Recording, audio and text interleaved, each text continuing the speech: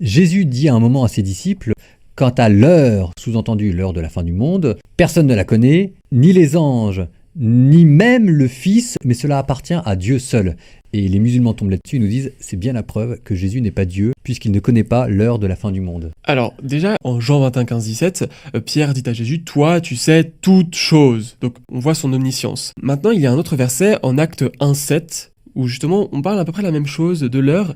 Et Jésus répond, « Ce n'est pas à vous de connaître les heures que le Père a fixées de son autorité. » Donc ça, c'est quand Jésus est en train de monter au ciel à l'ascension, c'est une de ses toutes dernières paroles avant de retourner au ciel. Exactement. Ça montre bien que Jésus dit surtout ça parce que le Père a fixé des temps, mais que ce n'est pas au Fils de les dévoiler. Et donc Marc 13, 32 va dans cette position que ce n'est pas au Fils de dévoiler ce que le Père a fixé de son autorité. Moi, j'avais une autre explication, c'était de dire que ce n'était pas une connaissance qui était bonne. Est-ce que donner aux hommes l'information de savoir la date de la fin du monde, c'est une bonne information? La réponse est non. Ou bien on leur dit la fin du monde, c'est dans 3 heures, et là c'est la panique générale. Ou bien on leur dit c'est dans 3 siècles, et puis là les gens vont se tourner les pouces. Alors évidemment, si jamais il avait dit je la connais mais je vous le dis pas, on lui aurait cassé la tête absolument partout. Donc pour botter en touche, il lui dit ça appartient à Dieu le Père, vous occupez pas, c'est pas vos ennemis. Dans l'Apocalypse, c'est quand même Jésus qui vient à la fin du monde, hein, donc il y a un moment donné, il faut quand même qu'il la connaisse.